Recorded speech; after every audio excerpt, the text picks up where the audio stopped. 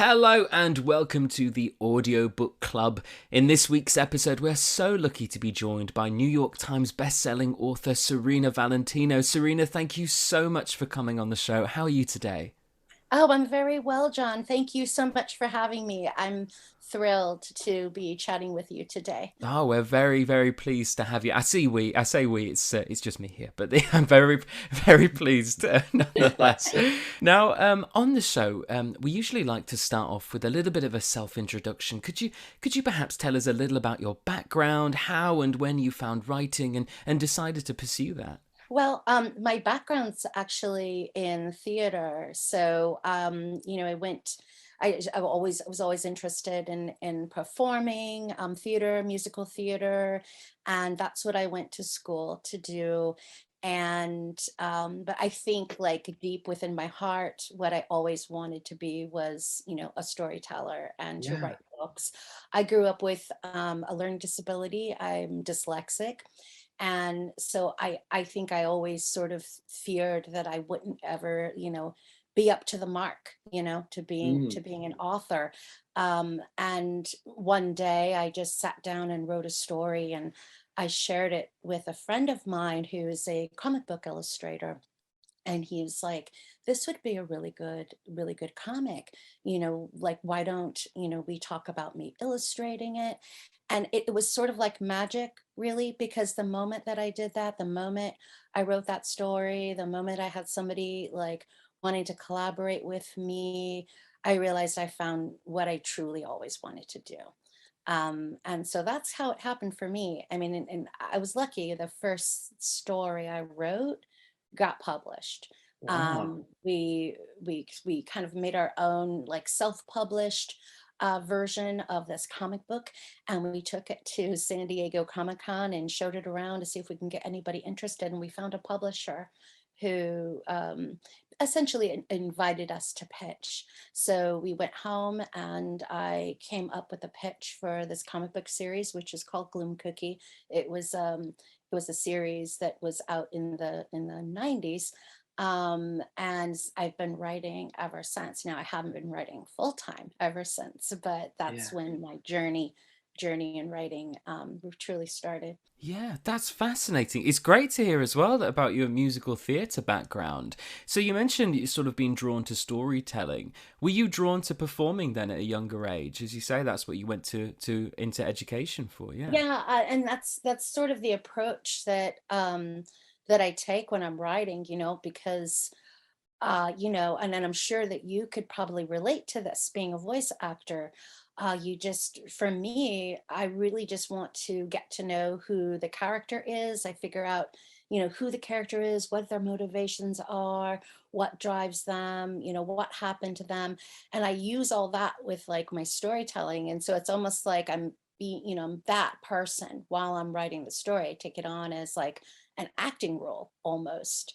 But yeah, I loved performing all the way through up until, like college age, I guess, Yeah. was the last time I was really in any like theater productions, obviously nothing big, but but it was fun. I think one of the last plays I was in was a Noel Coward play, Private Lives. And that was wonderful. I loved doing that play. Oh, very nice indeed. Yeah, I get where you're coming from. Totally there. I think I often found when if doing the little bit of theatre that I've done in the past, or doing a voice acting role or narrating an audiobook, I think, or just to be honest, just reading, just for pleasure as you do, I think you find out more about yourself through other people's stories as well. I think that there's a sort of mirror aspect to stories that you can sort of approach yourself and learn more about yourself. I always found that. I agree with that. I get a lot of feedback from my readers, when they're reading the books or after they've read them, and they seem to be able to relate, to what's happening in these characters' lives, and is exactly as you described. It's sort of like a mirror. What thrills me is when, or touches me rather, is when a reader finds something that's, similar to something that's happening in their life, and therefore they're able to get the courage from what the character did in the story to remove themselves, say, from a terrible situation or get Yeah. through a hard time in their lives. That's when I feel like I'm really doing my job, Ye is being able to help my readers in that way.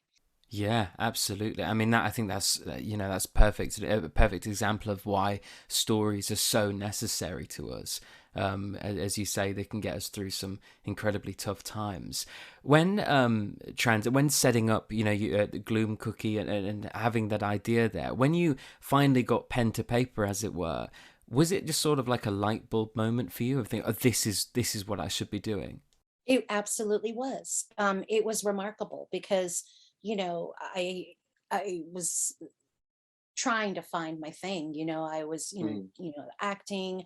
I wanted to sing, like sing in bands. I had thought about possibly, going to school to learn opera, like I was really kind of in the mode of trying to find my way to express myself artistically. And I enjoyed doing those things. But something about writing resonated in me in a way that nothing had before.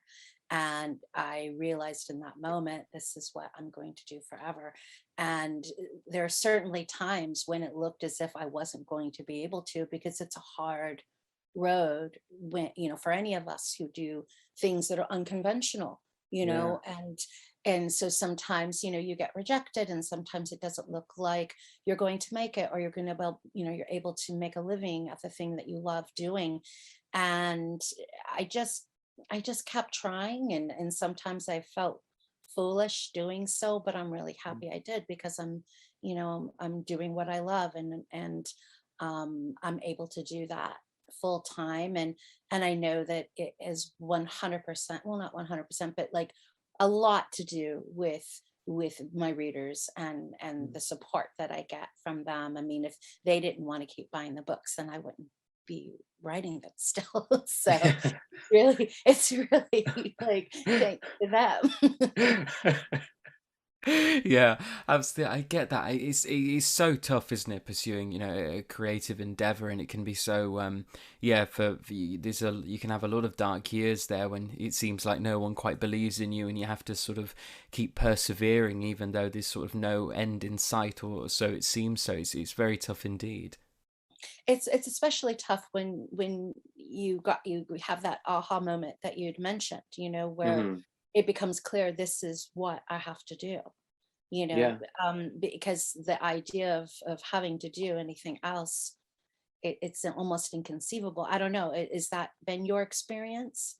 Yeah, I think so. I think it was. I think it's like it is that sort of I have to do something. I have to do something creative. I need to be doing something along the lines of what I'm doing. And that's kind of how it's been for me.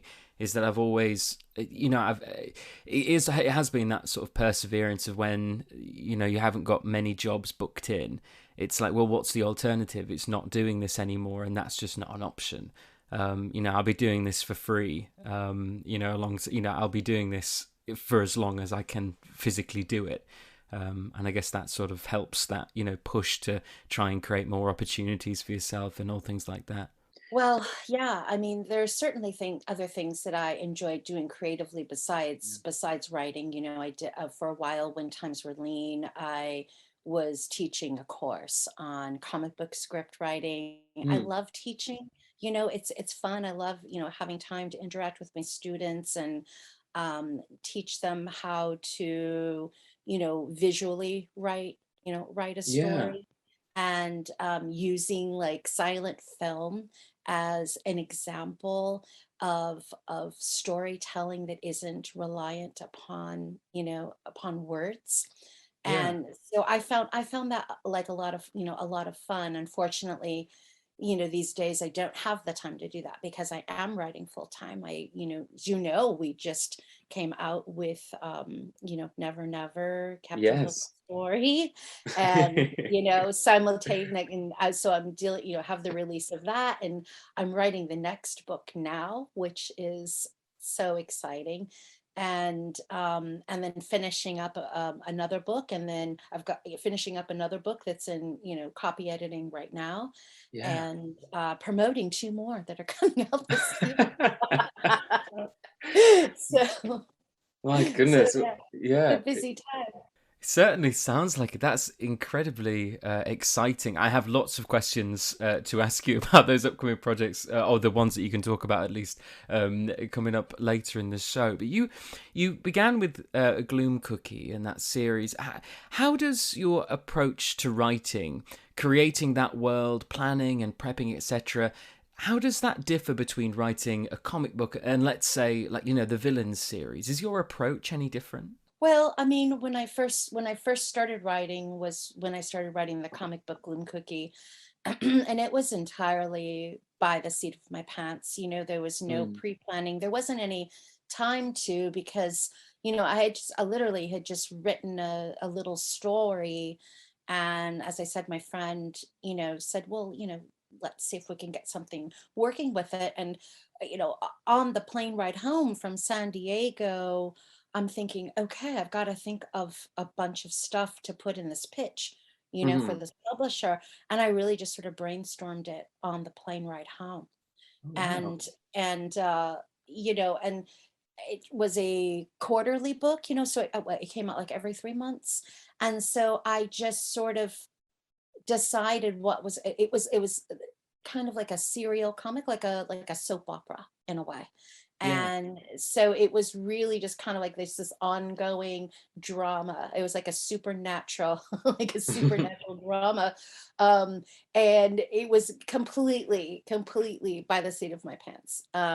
Nowadays, I tend to do a bit more planning. I'm sort of, people always ask, I don't really like the word pantser, but people say, are you a Yeah. pantser or a planner? Pantser, that word doesn't make sense to me. I'm like, a panther. Are you asking if I'm wearing pants? Like, what is it? Um, but but yeah, so I'm kind of in between. I have big picture plans, like say we'll use Villains for example. I have like an overall story arc that I'm sure you noticed, with all the stuff to do with the Odd Sisters and Yeah. Cersei and all of that. Nanny, they are major characters throughout the entire series. So I have like my overall like plan, like things that I've been planning since like the beginning of the series. But because I like to embrace these characters like acting roles, and I know what I want them to be doing beginning, middle, and end of the story when I sit down to write it, because I spend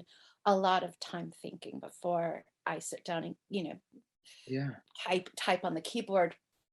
I still know that they're going to take me to places that are unexpected. So it's just as fun for me to sit down and write it, and I'll get surprised in ways that I think the readers get surprised by by reading it, because sometimes they'll take me on a different path. They'll take me on a different journey. Like the scene with James um, going on that journey to find a cake for the Yeah. Odd Sisters. I didn't plan that, but that's what James wanted to do in that story in that moment. It just like popped into my mind, and I'm like, all right, James is gonna go on a quest to find a cake. So I hope that answers your question. Yeah, absolutely. So it's like a little bit of a sort of, so you have the overall arc, and then you also sort of allow yourself that freedom to run with it and run with the, as it sort of comes and where the characters lead you. Would you say that sort of? That's That's how it is. absolutely it. Yeah. And and I'll sometimes deviate wildly from the outlines that I'll give Mhm. them. And I'll sometimes like I'll add many more chapters in my second draft than will be in the first. And my editors are just cool with it. They're like, this is Serena's process. This is how she creates. And so far they've been great with it. Like I have a Yeah. lot of freedom when I'm writing these stories for characters that aren't mine. Yeah. So I feel lucky to have this job, quite frankly. Are you sort of, when it comes to your writing practice, are you driven by like a daily word count, for example? And, like, how is your writing time structured? Is it daily? Is it, how is it How does it sort of work? Ideally, it would be daily, so I do try to stick to a particular word count per day. It's usually, you just do the math, I know like how long my first drafts, how many words they usually are. So I, Mm, know that if I want to get that done in the amount of time that I have, then I have a particular amount of words I needed to produce per day. But sometimes life happens and you can't write for a couple of days because, your dog is having health problems or yeah. you just have too many chores or whatever. And that daily word count accumulates. And that means the next time you sit down and you're going to write, you need to write 3 days worth of work. So that's kind of how it works. You sort of hear about like, rituals or certain sort of like, ways to sort of get back in that zone. Music is quite a popular one, I hear. Is there anything like that that you sort of use to get yourself in the zone? Any sort of, so for Never Never, were there any sort of Pirates of the Caribbean theme music going on, or is it yeah, purely from yourself? I love that there's authors who can listen to music while they're writing. Yeah.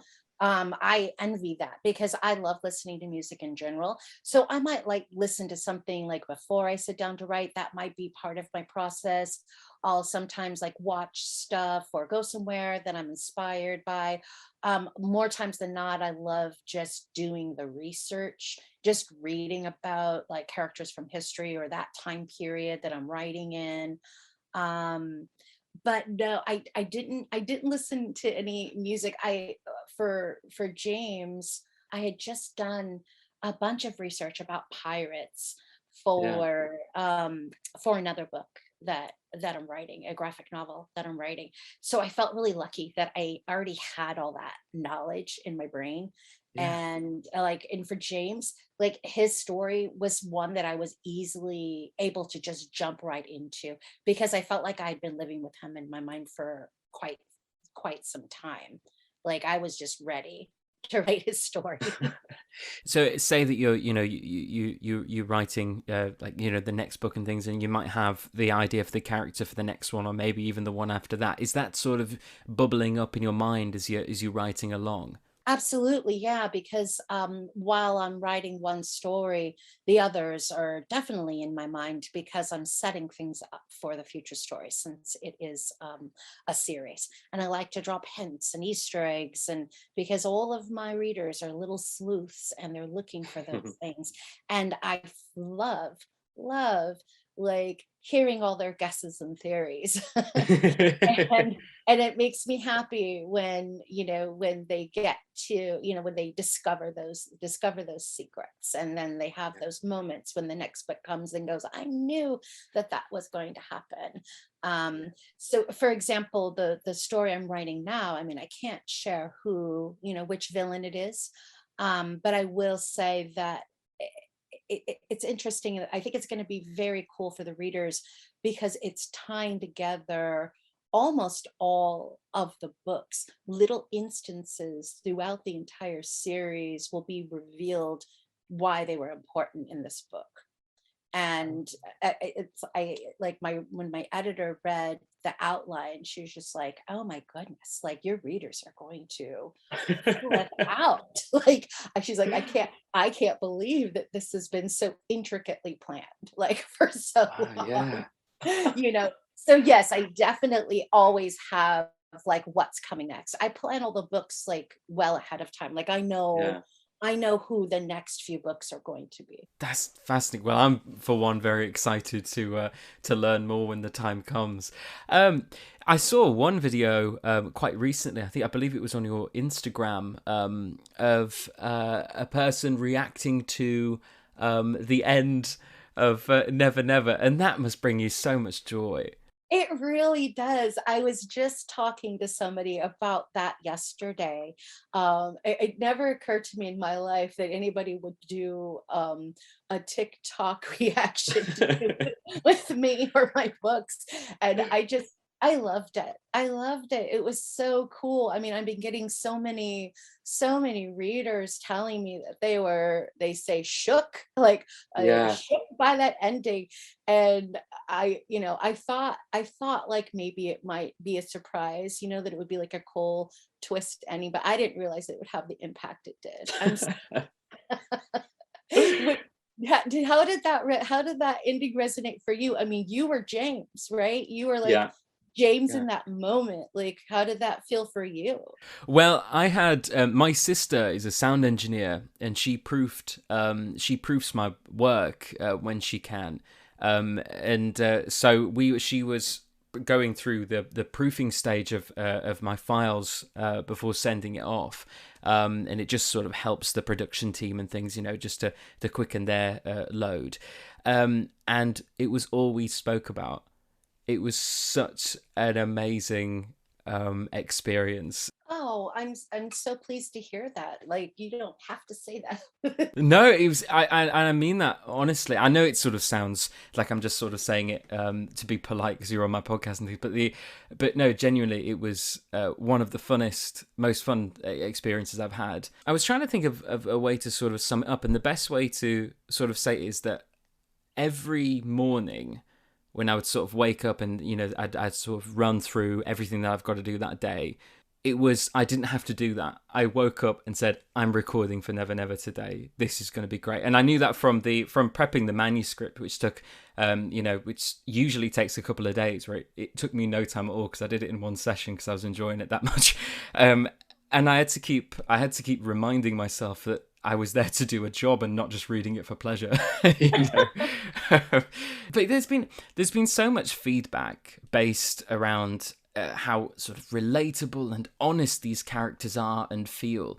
I know from Never Never, I hear from everyone I've recommended the series to, that they come back saying how much more understandable Captain Hook is and how much empathy they have for him. Is it fun making these typically antagonistic characters into more relatable human people?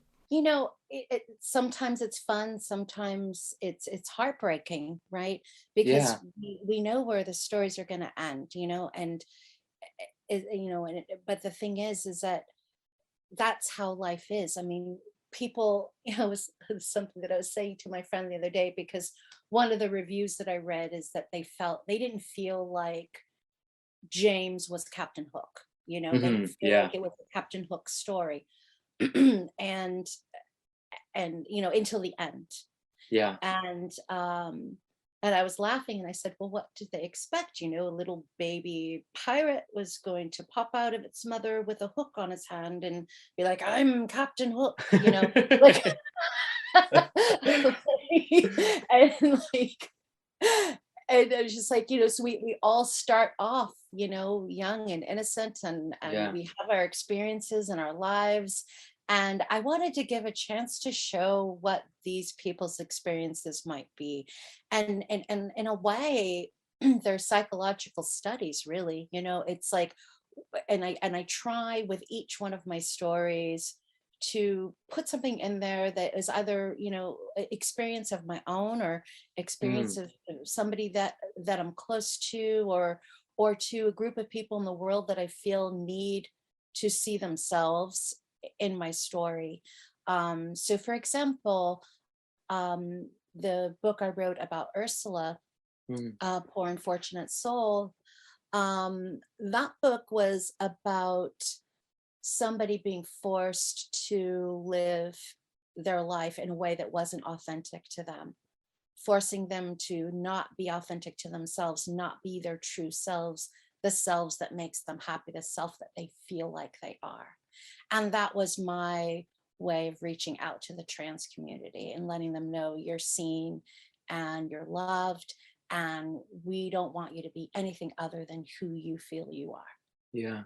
And there were so many young trans people like reaching out to me and saying thank you for writing that book. And it's subversive, it isn't like right out there, but they saw it. They were like, thank you for giving me the courage, to Yeah. be myself. And with the Beast book, The Beast Within, that book was like one of the largest portions of that story was about getting out of abusive relationships. And I had women Mm. and men writing me to say, to thanking me for showing me, showing them like a strong character, somebody who was in a horrible situation, who was able to find the courage to get out of it.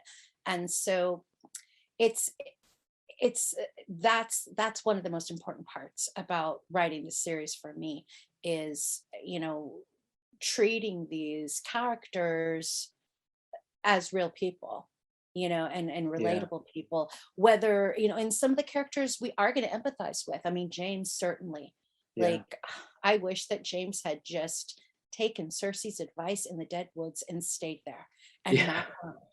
Not gone to Silverland. Yeah. That's what I wish for James. That's a heartbreaking story. There's other characters, where you're like, you had a bad life, but you still shouldn't have made the choices that you made, you Yeah. know and that's where the line is. I'm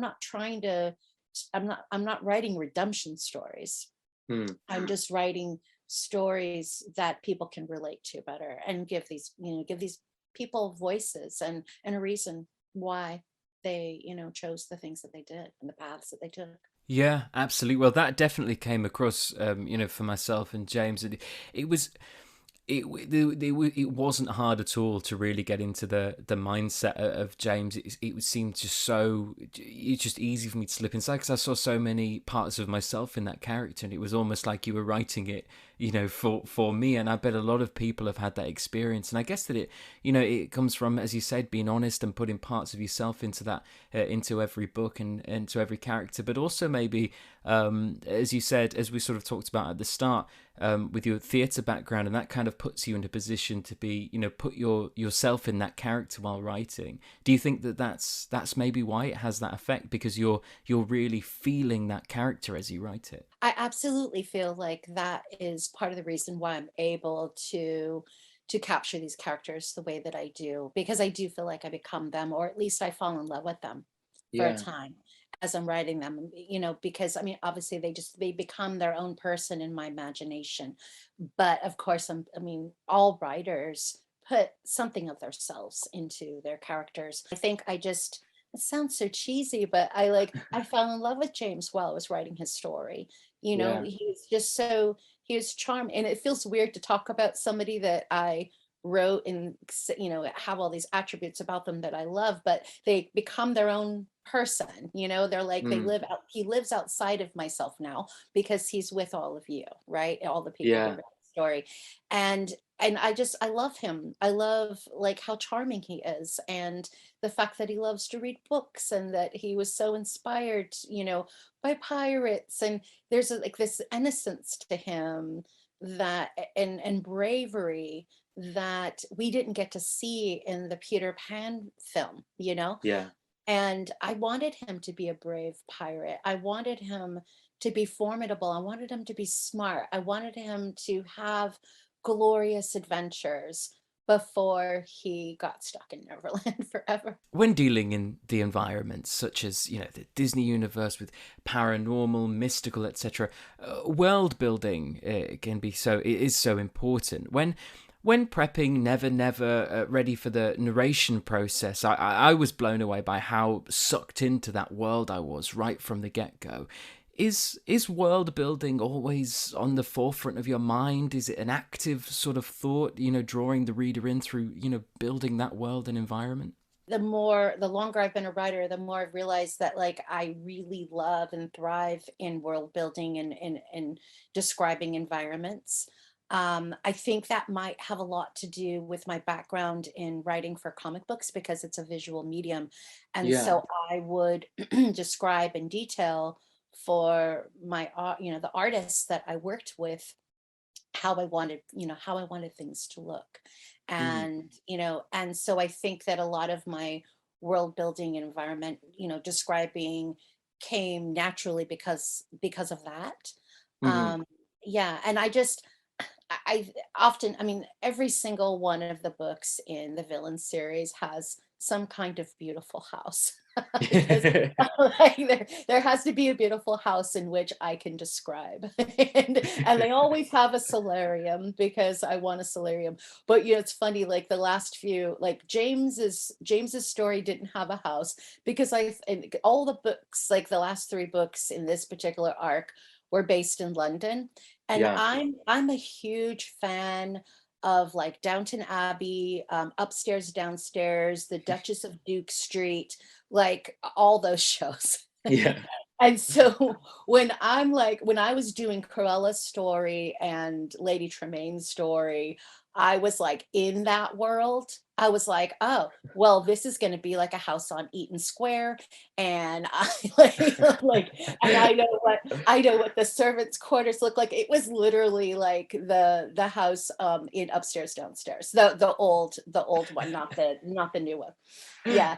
So like I'm into it. Like I love creating worlds, but I also like drawing from worlds and places that are inspiration to me. Yeah, absolutely. I get that. You mentioned going back to comics now. I did have a question about comics. So, it's right when it comes to writing comics and working with an illustrator or sometimes a design team or how does that collaboration work? Are you working parallel to each other throughout the process? Is it one do you write the whole thing and then pass it on? How does that work? It works differently depending upon which company you're working with. I started my career off doing independent comics, so I was with Mhm. a very small publisher called SLG. They were popular in the 90s for publishing some sort of like darker gothic type comics like Gloomcookie, Nightmares and Fairy Tales, Johnny the Homicidal Maniac, and Lenore.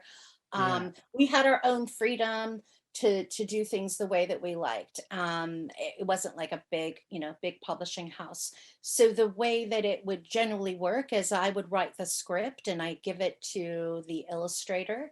And the way that I did it personally is I would have them do thumbnails. Well, Mm. let's backtrack first, actually. The first thing that I like to do is sit down and decide how the character is going to look. So I will write up descriptions of how I want the characters to look. Sometimes I'll give like visual reference, Mhm. like an actor, or it depends upon the artist. Some like that, some don't.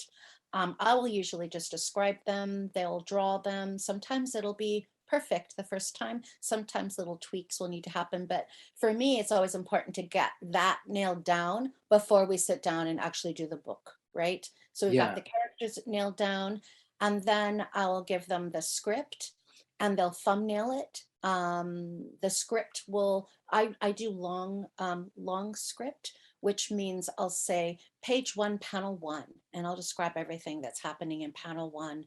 And I will include the dialogue of, the characters, page one, panel two. So it's like a very detailed version of a script. Some people are looser in the way they write their scripts. There's no definitive way to do it. Yeah. Um, and then, the artist will come back to me with thumbnails. I'll, look at them and be like, great, that looks awesome. Or if maybe I had a different vision, we might chat about it, see what we think. And then they'll do pencils and then I'll look at those and they'll do inks and I'll look at those. And then we get into the lettering process. Um, yeah, it's usually like the artist writer, kind of going back and forth. So Gloomcookie was, this gothic, supernatural comic. Villains, of course, deals with Disney's antagonist. Have you always been drawn to the darker characters? Is it true when they say that the baddies are more often than not the more interesting characters to explore? Do you think? I think they are. I don't know if it's like specifically like villains that I've been drawn to. I mean, Mm. certainly I am drawn to them, but I wouldn't say entirely. But yeah, I mean, growing up, my dad was really into like older like horror films, and Yeah. we would watch like, of course the old like Universal monster films, but we loved watching movies with like, Basil Rathbone and Vincent Price and Lon Chaney. And I just really love that aesthetic. Mm. I love a good ghost story. I love a good gothic, horror story. Yeah. And yeah, so and we would watch things like The Twilight Zone and Night Gallery and different things. And I think I've always been intrigued by darker stories. And so, I mean, it would make sense when Disney approached me and asked if there were any characters I'd be interested in writing about. I chose the villains because Yeah. they just seemed, I would have the most fun, having an opportunity to play with those characters. Did you have the idea kind of before they suggested it, or was it simply they suggested, well, they sort of came to you and said, would you like to do this? And then suddenly the ideas came racing to you? Well, I mean, I suppose the ideas were in the back of my mind growing up watching the films Yeah. and having questions as I was watching them. For example, with Maleficent, wondering why was she so displeased to not be invited to a christening? Like, what is Mm. behind that? Why was she so angry that it couldn't have been just that because she wasn't invited, right? There Mm. had to be more to it. And so that was always at the back of my mind. And I think I would always ask, well, why is Ursula so upset? Something between her and Triton must have happened for her to want to take over this. Like, people just don't. I mean, I suppose there are people who just do evil things for the sake of being evil. But in my mind, I felt like there was motivations behind these characters' actions. So yeah, in the back of my mind, it Yeah. was there. But I hadn't formulated the idea of the series before Disney came to me. One of the editors at Disney, my original editor that I started working with at the time, was working for Vertigo, which is an imprint of DC Comics. Yeah. And he read a comic that I was doing at the time called Nightmares and Fairy Tales. And that was a series of short retellings of fairy tales and horror stories. And it was all, like, connective thread was a doll. And this doll would, as it passed from person to person, we would learn their story. And there was a lot of fairy tale retellings as well as like modern day like horror stories as well. And he liked it. He liked what I was doing with the fairy tales and asked if I'd like to have lunch at San Diego Comic-Con, and then asked me, like, I like what you're doing with your comics, and I would love to have you, write something for Disney. And at first I thought he meant, graphic novels. He's like, no, a Yeah. novel. And I'm thinking, gosh, well, I've never written a novel before. Like, I don't know if I could do that. And he's like, oh, I definitely think you can. From everything that I've read, I think you can. Why don't you just try it out? And he's like, who would you like to write about? And I was like, well, gosh, I want to write about the Wicked Queen from Snow White. Yeah. Well, I think actually I first said I want to do Maleficent. I said I want to do Maleficent because she's my all-time favorite. Yeah. And he's like, well, how would you feel about doing the Wicked Queen? Like, starting with that. I was like, oh gosh, yeah, I love her too. And I mean, that's really how it came about. And we had hoped it would be a series, but we didn't know. We Yeah. didn't know if there'd be an audience for it. And it was a little shaky though at first, because the series didn't really get, like, really kind of take off until probably around the time that the Ursula book came out. Mm. And I wasn't certain that they would be continuing the series, but now, like, the readership, they're devoted. They want more and more, and I'm just so thankful that I got a chance to not, to learn how to become an author Yeah. while having an audience is a very interesting experience. I mean, that must have been incredible right at the start. I mean, I guess, I mean, I was going to ask, did it sort of, when you were asked about, if you wanted to, if there's anyone you wanted to write about at Disney, when you were posed that question, I was going to ask, oh, did it feel like a sort of change in, did it feel like a big moment? But then I suppose it sort of rarely does it, until we look back on things like that? I think at the time I was just afraid that I couldn't do it, Yeah. because I had just sort of ventured into writing comic books. And I was finally sort of feeling like comfortable doing that and feeling like, all right, I'm getting my bearings. I know what I'm doing here, creating comics. Yeah. And then I was asked to do this like entirely new thing, but it taught me something very important. I mean, obviously, we have never done the thing before that we've done for the first time, and so I'm just anytime now I'm looking for things that I haven't done before, and I keep trying to challenge myself and do something I've not done before, um, and learn how to do it in that process. And I'm so glad that I did. I mean, it did feel big because I felt intimidated, but the editor that I worked with was so gracious and so like informative, and he taught me how to write write in prose. Yeah. And he changed my life by doing that, because he showed me something new and showed me that that was something that I can do. And I'm lucky now to be able to keep doing it. That's fantastic. Yeah, it's that collaboration aspect of creative work, which I think often gets overlooked. I think, everyone, especially on, in there's certain areas where it can just sort of seem like it's like a one person doing everything, and you sort of don't realize that this a team of people working towards the same goal. And I think that's the really exciting thing about a lot of creative work. It's the same with audiobooks. Of course you have the narrator, but then you also have the editor, the proofer. You have the production staff, and it's lots of people working towards the same goal. And I think that's a really nice thing. It is. I mean, and that's absolutely the case in publishing. We have Mm. amazing editors that help us and hold our hand through the parts of the book that we're struggling with, and sometimes bring things to our attention that we didn't recognize. Or Yeah. I feel so lucky. The editor that I'm working with now, I have an unconventional way of the way that I do my drafts.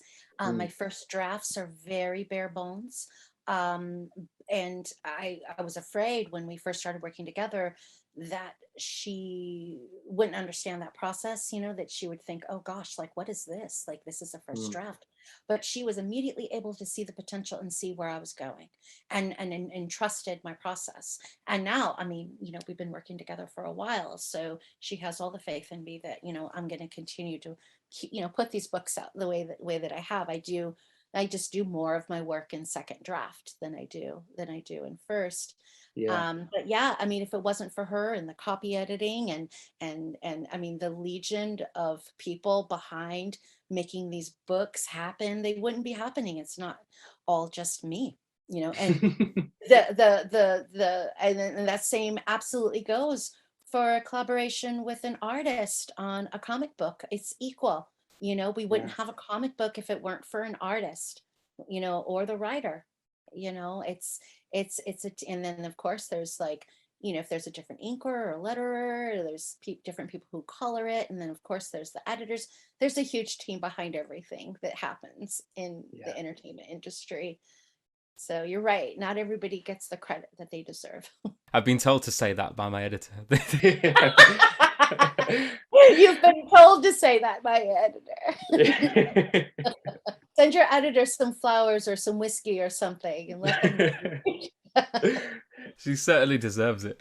I just have one more question. It's on the topic of writer's block, which I know comes up a lot, and opinions on this can differ so greatly.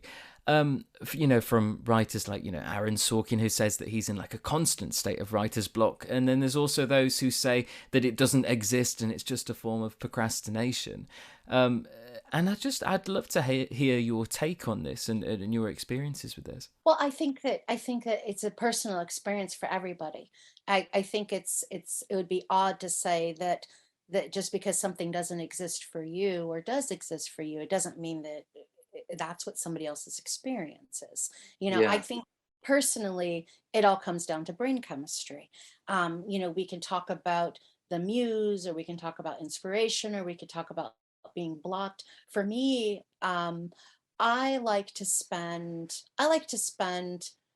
the first chunk of my deadline thinking about the story and thinking about like what I'm going to write. I mean, yes, I've already got my outline and I've already done all the thinking, but it's sort of like this prep mode, like Mm. mentally putting myself in the right place to sit down and compose the words rather than composing them in my mind. And I think I can only hypothesize that that might be what other writers consider writer's block because they're not ready to get to the laptop or their computer or however they write their stories. They're not ready Yeah. to get to that place yet. And so they're feeling blocked. They can't get themselves to get the words down yet. Yeah. Um, and I think in the past, I might have misunderstood that myself, and that's why I'm coming up with this hypothesis. But I've learned to just realize that that's part of my process. That I'm going to take a full month from the beginning of my deadline to just be and think about, we'll just use James for example, because that was last book, just think about James, think, visualize where, what the things that I want him to do, have conversations like with him in my mind, like, oh, wouldn't it be great if James like talked to the mermaids when he's Yeah. in Neverland, and will those mermaids have anything important to impart with him? Oh, I think it should, just, all those things. And then something clicks in your brain. You have a different Mm. brain chemistry. Like when you're like, oh, I'm ready to sit down. I'm ready to sit down and tell the story now. I'm ready to type it up. And because I think often, and I'm not sure if other writers feel this way, but I know certainly people who aren't writers think this way. They think that the work, like working part, is just sitting down and typing up your story.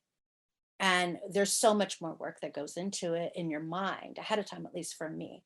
So I don't know if I ever feel blocked. I just don't feel ready to sit down and type it yet.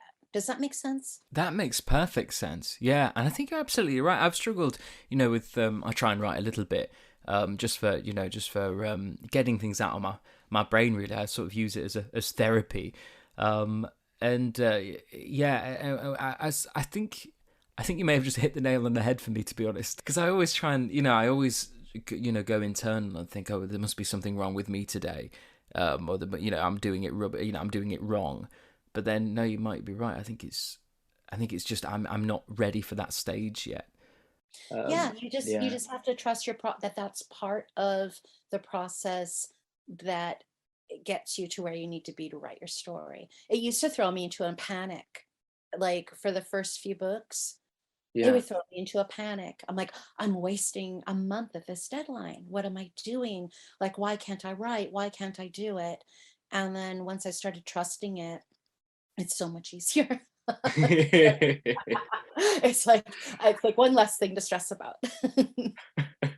Yeah, absolutely. And as you say, you just got to trust that process, and it's all a journey, isn't it? It's all a creative journey of getting to know yourself and getting to know how you work, and coming to terms with that and being okay with that. Yeah, absolutely. And I think that if we would just be a little bit, kinder to ourselves, especially in our creative process, which is so rife with emotion already, you Yeah. know, like we'd all be a little more sane.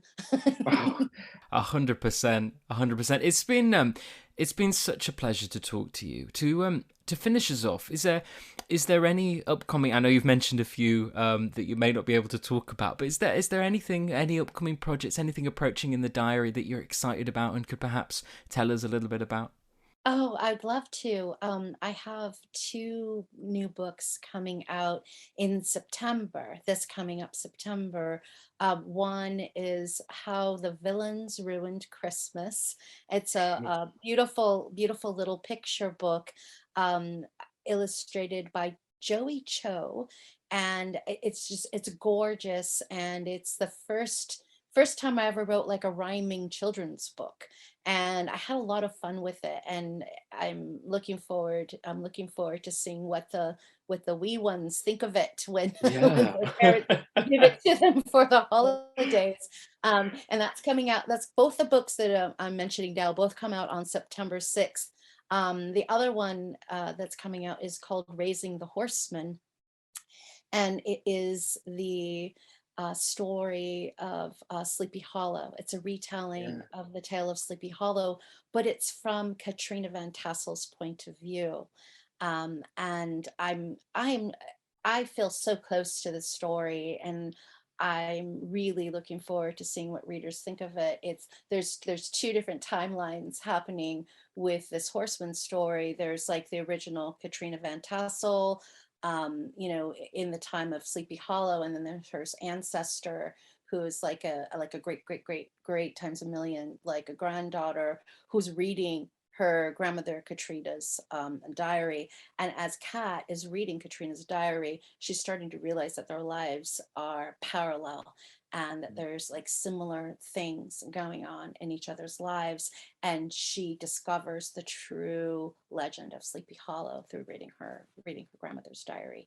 So yeah, I love the legend of Sleepy Hollow. I Yeah. love the Headless Horseman. I love it's like 100% in my wheelhouse of like stories to write. And when my editor, I think it was the second draft, she was like, Serena, this was the story you were meant to write. So I hope that readers agree when it comes out in September. I'm sure they will love it. Yeah, that sounds fantastic. It sounds really, really fantastic. All of the relevant links to, social media accounts and websites and all that information will be linked in the description and in the show notes. I think that just about does it for this episode of the Audiobook Club. Thank you so much for making us a part of your day, and another huge thank you to you, Serena, for joining us. Thank you for having me, and thank you again for doing such a brilliant job on narrating James in Never Never. It was my